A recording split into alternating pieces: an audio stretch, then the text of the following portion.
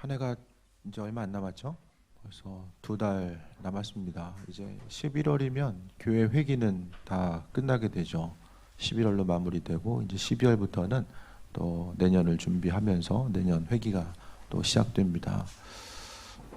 하루하루 또 삶의 여정 가운데 하나님 은혜 가운데 나아가게 되는데 무엇보다도 이제 11월 셋째 주는 추수감사 주일로 우리가 지키게 됩니다. 삶을 통하여서 추수감사하는 것, 감사라는 것은 하나님께서 우리에게 은혜로서 선물 허락하셨죠. 죄로 죽을 수밖에 없는 우리들을 하나님께서 예수 그리스도 주님이라고 하는 선물을 통해서 우리를 구원하시고 의의 길로 복된 길로 함께 해주셨습니다. 가장 중요한 것은 그 은혜, 하나님에 대한 그 은혜에 대해서 감사하는 것. 우리의 삶을 통해서 하나님께서 정말 원하셨던 것은 감사의 모습이죠. 그러니까 그 건강한 신앙이라고 한다면 날마다 감사를 잃어버리지 아니하고 또 살아가는 것을 이야기하는데 11월 셋째 주에 그 추수감사주일 예배로 드리는 것은 언젠가 한번 말씀드렸지만은 그 청교도들이 메이플라워를 타고 또 미국 동부 해안에 상륙했을 때에 그들이 이제 혹독한 추위에 의해서 또 대부분의 사람들, 절반이 있는 사람들이 항해 도중에 또 도착해서 동부 쪽의 추위는 우리나라 지금 뭐 겨울 추위보다 훨씬 더 좀 심각한 추위를 좀 이야기하거든요. 그 추위 가운데서도 이제 살아남아서 열매를 맺고 또 씨앗을 심고 그것에 의해서 소출을 거둔 것에 대해서 감사하면서 하나님께 예배드렸죠. 근데 중요한 것은 그들의 핵심적인 그 감사의 내용은 우리가 생각하면은 언젠가 또 한번 말씀드렸었는데요. 청교도들이 가지고 있었던 그런 신앙 가운데서 하나님, 우리가 그래도 배를 타고 오는 동안에 하나님 그래도 죽은 사람들도 있는데 죽지 않고 또 여기 와가지고 도착해서도 추위와 배고픔에 죽지 않고 하나님 살려주셔서 감사합니다. 눈에 보이는 환경 가운데에서의 감사함이 아니었다라는 거예요. 우리가 생각하면 많은 경우에 있어서 하나님 이것 주시고 저것 주시고, 그러니까 우리가 추수감사주의를 준비하면서도 하나님 우리에게 건강 주시고 또 있어야 될 것들, 필요한 것들 채우셔서 감사합니다. 단순히 눈에 보여지는 그 추수감사절에 대한 그런 본질적인 것에 대해서 생각했을 때에 보여지는 것에 대한 감사의 차원이 아니라는 것입니다. 청교도들은 영국 땅에서 얼마든지 좀 쉽고 편안하게 살 수 있었는데 문제가 되는 건 뭐냐면은 그 종교 때문에 핍박받는 거예요. 영국 국교에 의해서 자신의 종교 믿음을 지키고 나아가는 것이 힘들다 보니까 제도권 내에서 그런 그 형식화된 종교 그 기독교 가운데 있다 보니까 그들은 자신의 신앙을 지킬 수가 없었습니다. 그래서 자신의 신앙을 지키기 위해서 메이플라워를 타고서 움직이게 된 거죠. 그러니까 자신들이 그들이 감사했던, 하나님 향해서 온전히 감사했던 것은 스스로 가지고 있었던 그 신앙 자체, 영국 땅에 있었으면 얼마든지 쉽고 편안하게 살 수 있었지만은 그들이 그렇게 힘들고 어려운 고생을 하면서 힘든 그 과정을 겪으면서까지 그 미국 땅에 와서 하나님께 예배드릴 수 있고 소출을 가지고 수 있었다라는 것은 추수감사절을 지내면서 그들은 마음속에 무슨 생각을 하게 됐냐면 하나님께서 우리 믿음을 인정하셨다라는 것. 영국 땅에 머무르는 것보다 믿음의 자유를 지키기 위해서 죽을 고생했지만은 그래도 그곳에 정착해서 한 해를 보내고 또 추수감사주를 지킬 수 있음을 통해서 하나님께서 그들의 믿음을 인정하셨다라는 것, 자신들의 선택이 틀리지 않았다라는 것에 대해서 그들은 그것에 대해서 감사하면서 추수감사주의를 지내게 됩니다. 우리도 마찬가지입니다. 중요한 것은 매년 다가오는 이 추수감사주일, 그걸 통해서 그냥 작년에도 있었고 재작년에도 있었으니까 올해도 오고 내년에도 올 것이다, 그것이 아니라 매년 하나님께서 우리의 믿음을 또 인정하시고 인도하시고 함께 하신 것, 그러니까 주신 것에 대한 조건적인 감사가 아니라 아들 예수 그리스도를 통해서 우리에게 허락하신 그 풍성한 은혜에 대한 기쁨과 감사의 모습이 우리 심령 가운데 있어서 나아가는 것이 바로 추수감사주일의 모습입니다. 그렇기 때문에 매년 다가오는 추수감사주일이 똑같이 반복되는 것이 아니라 미리 좀 준비함을 통해서 하나님께 나아갔으면 좋겠다라는 마음이 있는 것이고, 또 이 11월을 통하여서 우리는 관계의 회복이 먼저 나타나야 됩니다. 관계에 무너진 부분은 사람들로 하여금 감사를 빼앗아가게 됩니다. 주변 사람들과의 관계, 또 하나님과의 관계성에 대해서 다시 한번 돌아보고 또 감사가 회복되는 시간이 바로 이 추수감사주일 2주 이제 3주 좀 안 남았죠. 그 남은 기간 동안 우리는 하나님 허락하신 은혜와 감사가 회복되어야 되고 그 감사함을 통해서 소망함 가지고 나아가는 삶의 모습이 되어야 됩니다. 그래서 추수감사주일을 우리가 맞이하면서 우리가 잠시 또 권면하고자 하는 것, 돌아보고자 하는 것은 오늘 본문 데살로니가전서 또 5장의 말씀입니다. 오늘 5장 말씀은 사도 바울이 데살로니가 교인들을 향하여서 마지막 때 주님 오심의 때에 대해서 준비하면서 믿음으로 권면과 부탁을 하고 있는 내용들이 또 전체적으로 이제 12절부터 22절까지 본격적으로 등장하게 됩니다. 마지막 때를 준비하면서 성도의 신앙생활은 이렇게 돼야 된다. 이런 믿음 가지고 마지막 때를 살아가야 된다라는 것을 아주 함축적으로 담고 있어요. 그래서 12절부터 22절은 아주 많은 내용들을 우리에게 지금 주고 있는데요.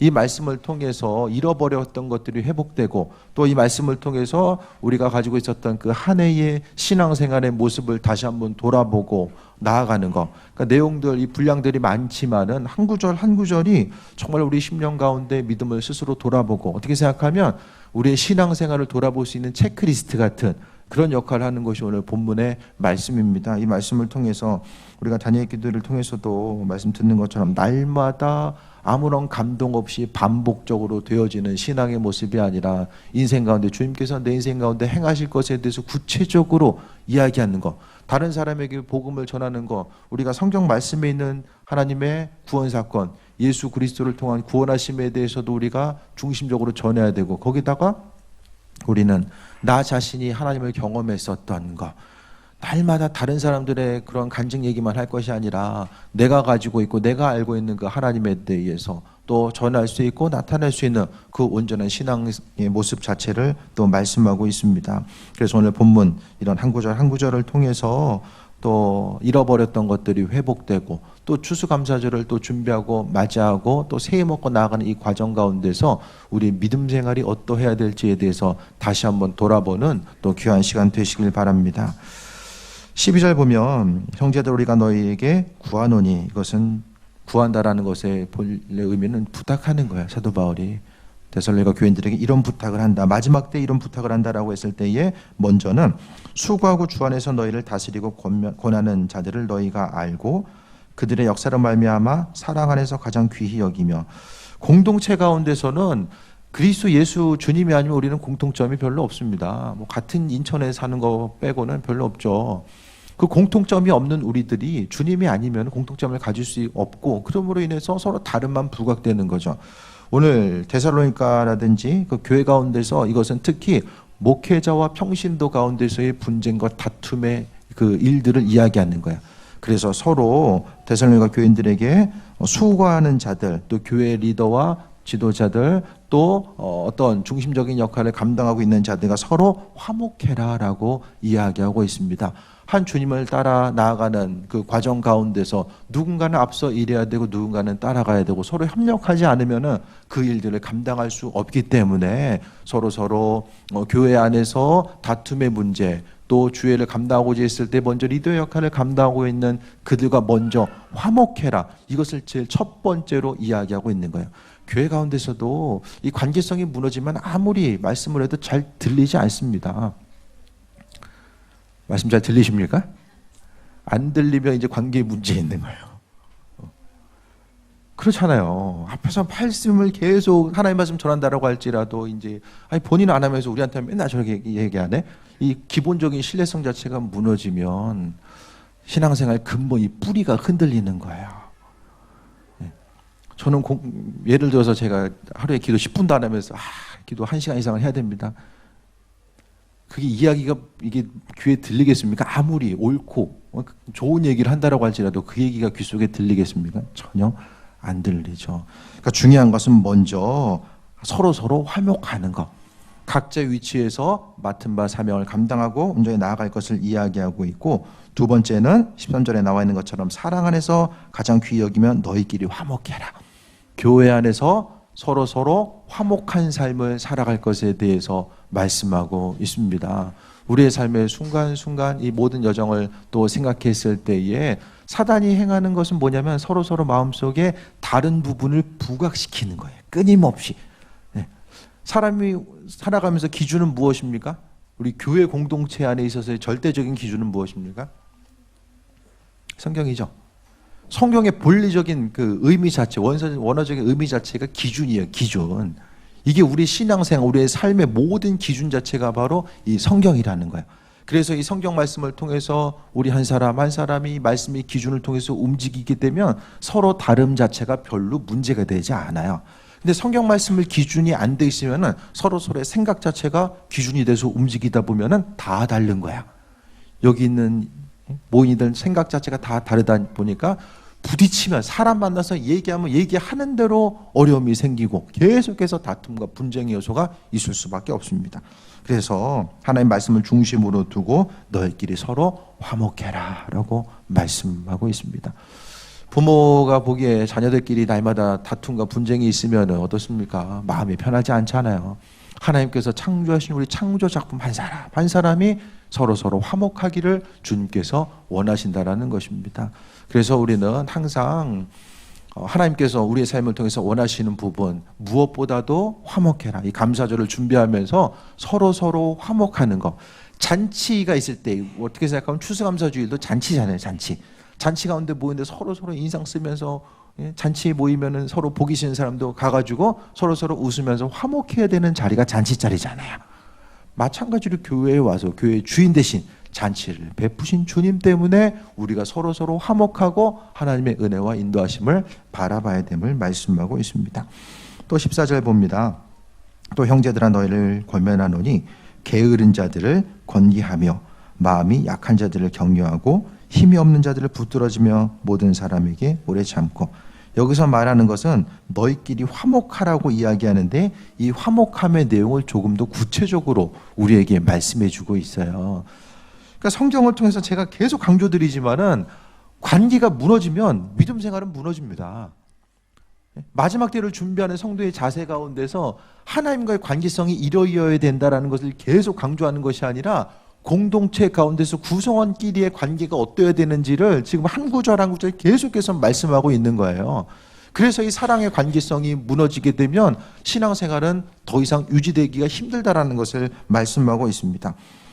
형제들아 너희를 권면하노니 게으른 자들을 권계하며. 다른 사람들을 요즘 시대는 특히 더 어떤 질서 체계가 흔들리게 되고 누군가를 향해서 권계하는 것, 권면하는 것 자체를 힘들어하죠. 자녀들도 부모의 권계 또 권면의 말을 잘 듣기 싫어하고 조금씩 더 개인주의적인 성향이 더 나타나다 보면은 누군가를 향해서 믿음으로 권면하는 것 자체가 자신의 생활, 자신의 영역이 침해당한다라고 생각을 하게 됩니다. 사람들이 가장 싫어하는 것은 내 영역이 침범되고 침해당한다라는 사실을 가장 견디는 것을 힘들어하거든요. 그런데 믿음 생활 자체가 젊은 세대일수록 믿음 생활 힘들어하는 것 자체가 그것 때문이에요.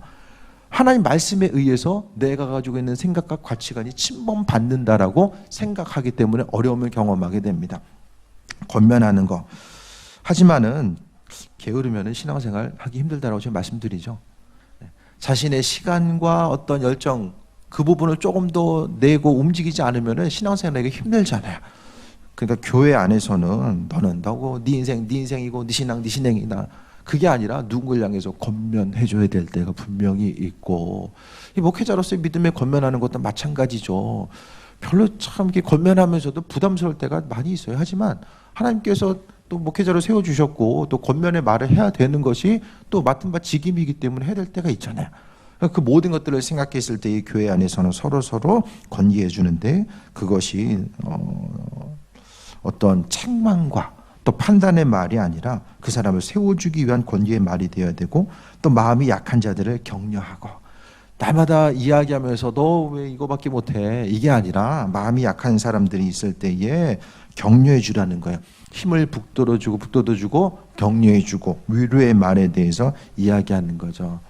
이한희 목사님 오셔서 부흥회 때 말씀 전할 때에 또 개별적으로 기도해 주실 때 어떤 말을 하죠? 마음이 좀 뜨끔한 말 좀 들은 거 없어요? 주로 모든 말씀이 위로와 권면의 말씀이죠. 왜 그럴까요? 우리가 칭찬받을 일만 있어가지고 위로의 권면의 말이 나옵니까? 하나님께 묻는 거죠. 이 사람을 향한 위로와 축복의 말씀을 거기에 중심을 두니까 하나님께서 그 합당한 말씀으로서 은혜를 주시는 거예요. 서로서로를 향해서 우리의 인간적인 생각, 사람은 제가 보기엔 긍정적인 면보다는 부정적인 면을 먼저 더 발견하게 되는 것 같아요. 부정적인 면을 있는 그대로 계속해서 얘기하다 보면 뭐가 생깁니까? 관계의 균열만 생겨요.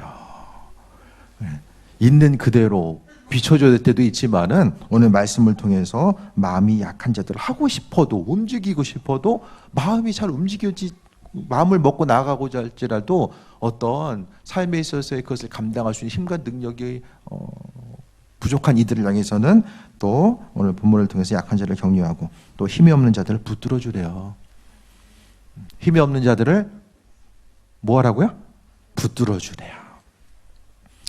옆 사람 붙들고 계세요? 아니면 힘이 없는 사람 옆에서 떠밀고 계세요? 옆 사람들.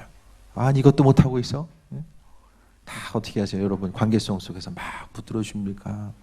아유 저 인생은 그냥 해도 안 되는구나 그냥 떠밀고 있습니까? 어떠십니까?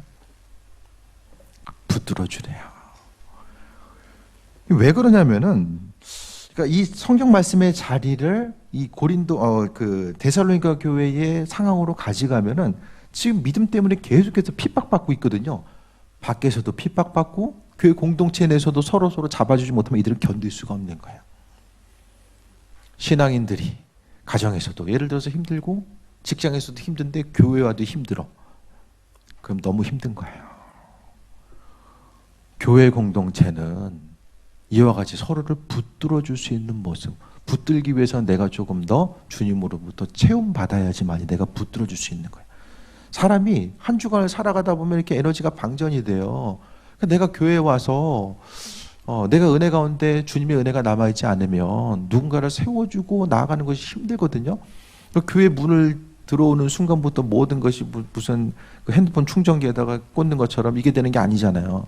우리가 하나님의 은혜로 체험받고자 하고 내 안에 주님의 것이 있으면 그것이 자연스럽게 드러날 수밖에 없습니다. 그래서 힘들어하는 사람들을 붙들어 주라고 이야기합니다. 그리고 가장 중요한 것은 모든 사람에게 오래 참으라. 제일 힘들죠. 오래 참는 거. 말을 하면 시원할 것 같아. 근데 막 이걸 오래 참으라고 했을 때 할 말 못하고 참는 게 이게 정말 힘든 거잖아요. 오죽하였으면 동가에서도 임금 넘기는 당나귀기 이제 이게 그 사람 심정을 생각을 해봐요. 그러니까 하다 그냥 미칠 것 같은 거예요. 이제 그거 안 하면 순간 말해서 시원할 수는 있는데 중요한 것은 나만 시원하면 어떻게 해요? 다른 사람을 생각을 해야죠. 나는 시원한데 주변 사람 중에서 일 저지르려고 해서 나는 뒤끝 없는 거 알지? 그런 사람 옆에서 만나지 마세요. 그럼 어떻게 해요? 그럼 상대방은 생각을 안 하는 거잖아요. 나는 뒤끝이 없는 게 중요한 게 아니라 서로 뒤끝이 없으면 잘 좋아요. 근데 이게 지금 안 돼 버리면 서로 어렵잖아요. 그러니까 믿는 자로서 서로 우리가 마음에 중심 두고 나아가는 것, 믿음으로 살아가는 것 자체가 거기에 있습니다. 오늘 말씀을 통해서 오래 참으라고 이야기해요. 오래 참는다라는 것은 내 마음의 감정을 누구르뜨리는 그것만 이야기하는 것이 아니라 그 사람을 위해서 기도해 주라는 거예요. 언젠가는 되겠자고 가만히 기다리라는 게 아니라 그 사람을 위해서 기도해 주라는 것이 오늘 본문의 말씀입니다. 15절 말씀 같이 읽겠습니다. 시작. 삼가 누가 누구에게든지 악으로 악을 갚지 말게 하고 서로 대하든지 모든 사람에게 대하든지 항상 선을 따르라. 받는 대로 돌려주는 것이 사람의 본성적인 마음인데 그것이 아니라 항상 선을 따르라라고 합니다. 하나님은 우리를 거룩하게 하시기 위해서 또 불러주셨어요.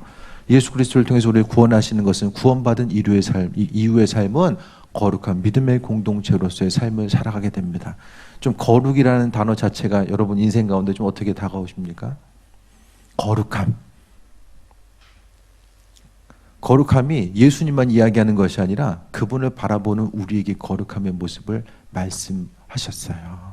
그래서 신앙생활의 모습은 단순히 죄 짓고 살지 말아라 그 차원이 아니라 너의 삶이 죄로부터 거룩하게 구별되라, 그 부분을 지금 말씀하고 있습니다. 12절부터 15절까지의 내용들 하나하나 좀 체크리스트처럼 좀 빠르게 말씀드렸는데, 이 항목들이 지금 여러분의 삶의 여정 가운데, 믿음 생활하고 있는 여러분의 삶의 여정 가운데 어느 위치를 좀 차지하고 있고, 이 말씀이 여러분의 그 삶 속에서 관계성 가운데 어떻게 좀 정상적으로 좀 작동되고 있습니까? 믿음의 원리들이 여러분의 삶의 여정 가운데 정상적으로 움직여지고 있습니까? 16절 보겠습니다.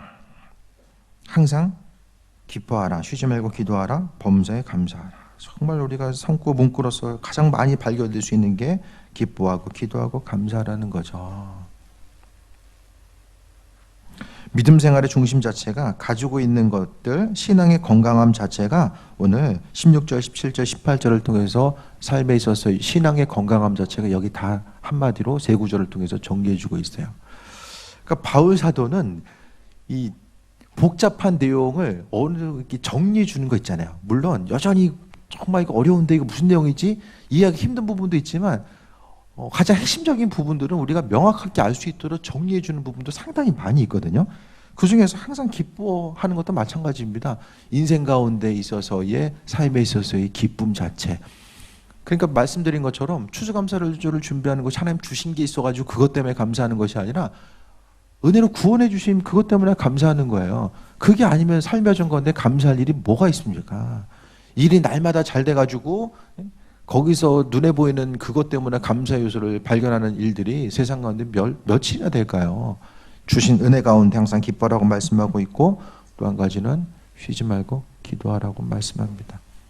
기도 안 하면 모든 거 할 수가 없어요. 관계의 균형을 막을 수도 없고, 또 다른 사람들을 판단하는 것도, 그러니까 기도가 아니면 내 육신적인 마음의 중심 가운데 올라오는 인간적인 생각들, 오늘 12절부터 계속해서 22절까지 나오는 것 자체는 우리 인간적인 생각과 관점 가지고 할 수 없잖아요. 사람의 본성대로 자연스럽게 나올 수밖에 없는 거, 받은 대로 돌려주고, 또 어떻게 합니까? 육신적으로 판단하고, 또 오래 참기보다는 또 내가 가지고 있는 것들에 대해서 쏟아넣기 바쁘고, 이것이 이제 사람이 가지고 있는 육신적인 연약함의 모습이고 연약한 본성이죠. 하지만 이 부분에 대해서 생각했을 때에 오늘 예수님께서 허락하신 그 은혜로 충만하게 체험받고자 하지 않으면, 그분이 내 안에 계시지 않으면 이거 다 할 수 없어요. 노력해서 했으면, 인간적인 노력을 했으면 우리가 지금 이 말씀 가지고 고민할 일이 뭐가 있겠습니까? 중요한 것은 말씀을 볼 때마다 우리는 내 힘 가지고 이거 안 되는구나. 그러니까 보면서 이거 말씀을 이렇게 이야기하는데 나 이렇게 안 되지? 실망하고 절망하고, 에휴 믿으나 안 믿으나 똑같고, 말씀 보나 안 보나 똑같고, 그것 때문에 나 자신을 판단하고 주변 사람들을 판단할 것이 아니라, 그렇기 때문에 내 인생은 주님이 더 필요하구나, 이것에 대해서 날마다 스스로 돌아보고 체험먹고자 하는 것. 중요한 것은 날마다 기도해야 되고, 큐티 말씀 또 예배를 통해서 하나님께 나아가야 되는 이유가 거기 있잖아요. 그게 아니면 우리가 말씀대로 살아갈 수 없기 때문입니다. 공급받음이 끊어지면 끊임없이 내 육신의 소욕이 올라오게 되거든요. 그것을 통해서 하나님의 인도하심을 경험할 수 없어요. 그러니까 신앙인과 비신앙인의 차이점은 뭐냐면, 날마다 하나님께서 허락하신 그 은혜, 그리스도 예수 주님 안에 있는 은혜를 내가 공급받고 그것을 통해서 새해 먹고 나아가느냐, 그게 끊어지느냐, 이 차이라는 거예요. 내 안에 주님이 있으면 주님이 드러나고, 내 안에 그냥 내 것만 가득 차 있으면 내 육신의 본성이 계속해서 드러나는 거야. 사람이 가지고 있는 것만 드러나면 다른 사람을 찌르게 돼요. 계속해서 찔러요. 계속해서 그냥 찌르다 보면 뭐가 됩니까? 교회 자체가 좀 서로서로 품어줄 수 있는 교회, 한국 교회가 그 역할을 감당해야 되죠. 그게 없으면 찌르면은 다 고슴도치야. 서로서로 조금 가까이 가면 다 찔려. 그러니까 어느 정도 일정선을 다 두고자 하고 가까이 안 가는 거야. 네 일은 네 일이고 내 일은 내 일이고, 다 그렇게 살다 보면 어떻게 됩니까? 오래 못 가요. 신앙생활은 혼자 못해요. 혼자 갈 수가 없어요. 서로서로 붙들어주는 모습이 없으면 나아갈 수가 없습니다. 그래서 쉬지 말고 기도해야 한다는 것은 주님의 자리를 날마다 돌아보기 위해서는 기도하지 않으면 안 된다는 거예요. 18절에 범사에 감사하라. 이것이 그리스도 예수 안에서 너희를 향하신 하나님의 뜻이다. 주님이 정말로 원하시는 부분 자체가 범사에 감사라고 이야기합니다. 뭐 때문에 감사하는 것이 아니라 그냥 감사하는 거예요. 그냥 구원해 주심에도 굳이 원인을 찾자고 하자면은 나를 구원해 주신 그것 때문에 감사하는 거예요. 이것이 바로 우리의 삶을 통해서 하나님께 감사해야 되는 유일한 이유가 되어야 됩니다. 그것이 아니면은 예를 들어서 주님 이거 해주셔서 감사합니다. 이것 때문에 감사합니다. 물론 그럴 수도 있죠. 주신 것 때문에 감사할 수 있지만 그것이 내 삶에 있어서의 감사를 이야기하는 근본적인 그 원초적인 근본이 되면은 눈에 보이는 것의 특징은 어떻게 합니까? 이따가 흔들리잖아요. 해주셨으니까 감사하고 그러면 그것이 사라지면 어떻게 됩니까? 불평해야 됩니까? 상대적으로 보여지는 것에 있어서의 위험성, 하나하나 하나님께서 우리의 믿음 생활 정말 힘들고 지친 이들을 향해서 하나님 살아계심을 우리에게 비춰주시기 위해서 기도의 제목들 많이 응답해 주세요. 하지만 기도의 제목이 응답되고 안 되고를 통해서 우리가 하나님을 판단하면은 또 하나의 어려움에 경험할 수밖에 없습니다. 그래서 그리스도 예수 안에서 너를 향하신 하나님의 뜻, 하나님의 뜻과 인도하심은 예수님을 통하지 않고는 우리에게 오는 건 아무것도 없다라고 말씀하고 있어요. 하나님과 1대1의 관계성 가운데 아무리 집중하려고 해도 아들 예수 그리스도가 아니면은 하나님 우리에게 아무것도 주지 않으세요. 가장 중요한 것은 주님과의 친밀한 관계성. 이 관계를 벗어나서 우리는 하나님께 얻을 수 있는 건 아무것도 없습니다. 0.001도 없습니다. 예수님께 집중함을 통해서 그분 안에 있는 풍성함이 내 안에 있고 그것이 밖으로 표출돼 나가는 것. 좀 이해가 되십니까? 아니면은 그냥 좋은 얘기 같습니까? 좋은 얘기. 그냥 좋은 얘기네. 응? 아이, 뭐 다 그렇지 뭐 그냥 어떤 이론적인 것들 그럴 수 있는 것으로 다가오세요? 아니면은 삶을 통해서 이렇게 좀 해봐야 되겠다. 또 이렇게 좀 하나님의 인도하심을 나타내 봐야 되겠다. 하나님의 말씀을 통해 새 힘 얻어야 되겠다. 성경은 예수님 안에 풍성함이 있고 온 우주를 창조하신 그 풍성함이 예수님 안에 있고 그 예수님이 우리에게 있다라고 하는데 인생을 살아감에 있어서 그 예수님 계신데 삶을 살아감에 있어서 전혀 주님하고 상관없는 것처럼 세상이 그냥 날마다 더 어두워 보이고 막 힘들게 살고 차이점이 뭘까? 주님 안에서의 누리는 온전한 삶의 모습 자체를 계속해서 지금 말씀하고 있습니다. 하나님의 백성으로서의 삶을 살아가는 우리의 마음의 중심이 어떠해야 되는지를 또 이야기합니다. 그래서 성령을 소멸하지 말고 성령님께서는 우리의 삶의 여정 가운데 일하셔서 또 그리스도 예수 안에 있는 풍성함을 우리의 심령 가운데 나타내시는 거죠. 그러니까 성령 충만함, 그분의 일하심에 대한 구체적인 증거가 없었으면 한국교회는 지금까지 오지 못했어요. 성령께서 그분의 살아계심과 인도하심을 구체적으로 비추시고 인도하셨기 때문에 여기까지 오게 되었습니다. 예언을 멸시하지 말고 범죄 헤아려 좋은 것은 취하고 악은 어떤 모양이라도 버리라라고 합니다. 믿음의 권면 가운데서 22절을 통해서 악은 버리라라고 합니다. 악은 버리면서 하나 더 덧붙이면은 예수님으로 채우는 거죠. 악을 버리고자 했을 때 사람이 가지고 있는 악을 버릴 수 있습니까? 악을 어떻게 버립니까?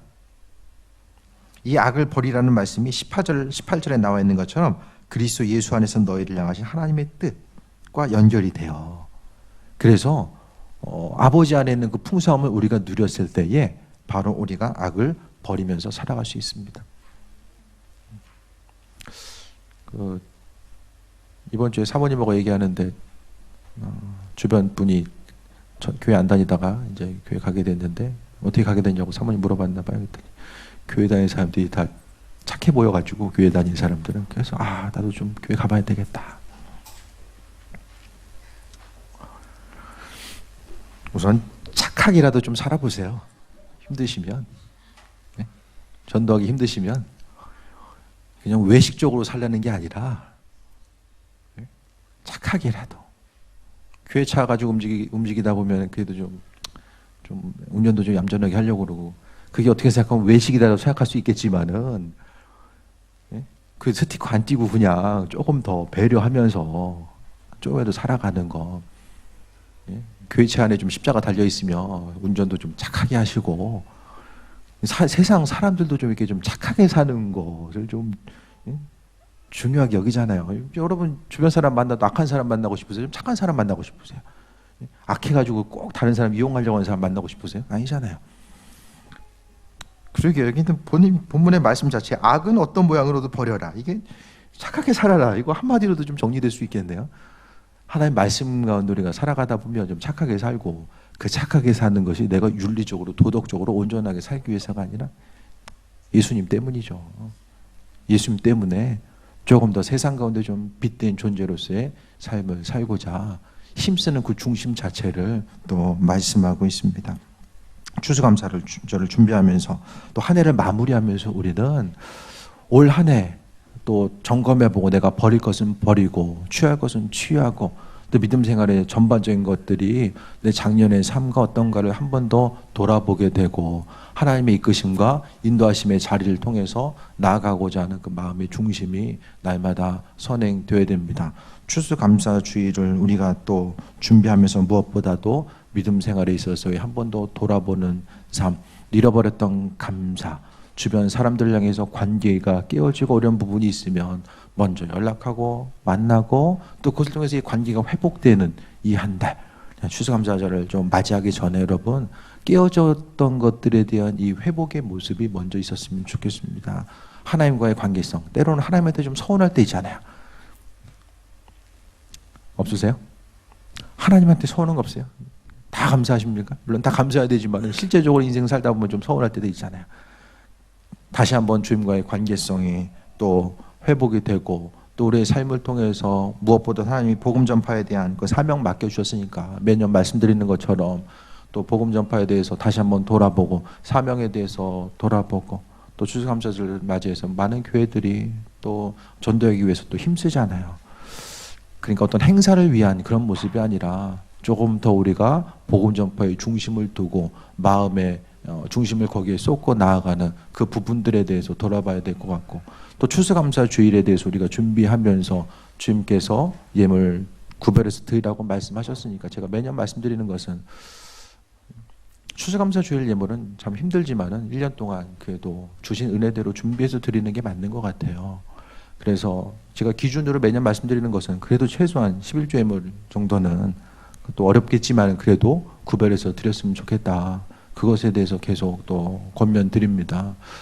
그러니까 감사주일이 그냥 돌아왔거나 그것이 아니라 주신 은혜를 돌아보고 내 영혼 구원에 대해서 다시 한번 돌아보고 또 받은 은혜 마땅한 것과 당연한 것으로 여기는 것이 아니라 이 시간을 통해서 회복되고 맡은 바 사명을 감당하고 인도하심 따라 나아가는 이 삶의 중심 자체 한 가지 한 가지를 돌아보고 점검해 볼 수 있는 이 시간 되었으면 좋겠습니다. 그래서 오늘 사도 바울이 재림시에 성도들 향한 믿음의 권면과 부탁의 내용들 주님의 재림의 때 지금 말세라고 말씀드렸죠. 말세는 주님의 초림과 처음 오심과 마지막 오심의 중간의 때가 지금 말세인 거예요. 예수님 오실 때까지의 말세의 삶. 그러니까 주님 오심을 준비하는 우리의 삶의 모습 자체가 어때야 되는지를 오늘 데살로니가서의 그 중심 내용은 주님 오심에 대해서 조금 더 급박하게 주님 오심을 준비했던 하고자 했던 그들을 향해서 사도 바울 자체는 믿음 생활이 이러이러해야 된다라는 것을 이야기하는 것을 생각했을 때에 우리가 앞서서 제가 체크리스트다 이렇게 말씀드렸던 것처럼 신앙의 중심 한 가지 한 가지를 좀 돌아보며 하나님의 이끄심의 자리 가운데서 악은 어떤 모양이라도 버리라고 하셨던 그 하나님 말씀에 근거해서 하나님 이와 같이 말씀하신 것이 왜 그렇죠? 우리가 하나님 허락하신 은혜 가운데 기쁘고 행복한 삶을 누리라는 거야. 부모가 생각하기에 자녀들이 행복한 삶 누리길 원하잖아요. 아버지의 마음이 또 우리의 심령 가운데 있어서 그분과 교제하고 동행하는 삶의 모습을 원하셨음에 대해서 생각하며 이 한 달의 삶을 그냥 흘려보내기보다는 잃어버렸던 것들에 대한 회복, 맡은 바 사명에 대한 갱신, 또 은혜에 대한 감사, 영혼 구원에 대한 소망함과 기대함과 그 감사의 제목들 이 모든 것들이 다 갱신되고 하나님의 은혜를 발견할 수 있는 또 준비됨으로 맞이하는 또 감사절 될 수 있게 되길 축원드립니다. 우리 주신 말씀 기억하며 또 기도합니다. 이 시간 하나님 오직 그리스도 예수 주님으로 체험받기 원합니다. 내 생각과 관점 가운데서는 악을 버릴 수도 없고 또 새해 먹고 살아갈 수도 없습니다. 오직 주님의 예비하심이 아니면 나아갈 수 없습니다. 그 도우심과 인도하심, 내 안에 그리스도 예수 주님 바라보길 원합니다. 주신 말씀 또 한 주간 적용하고 또 나아가기 위해서 우리 이 시간 잠시 통성으로 기도합니다. 하나님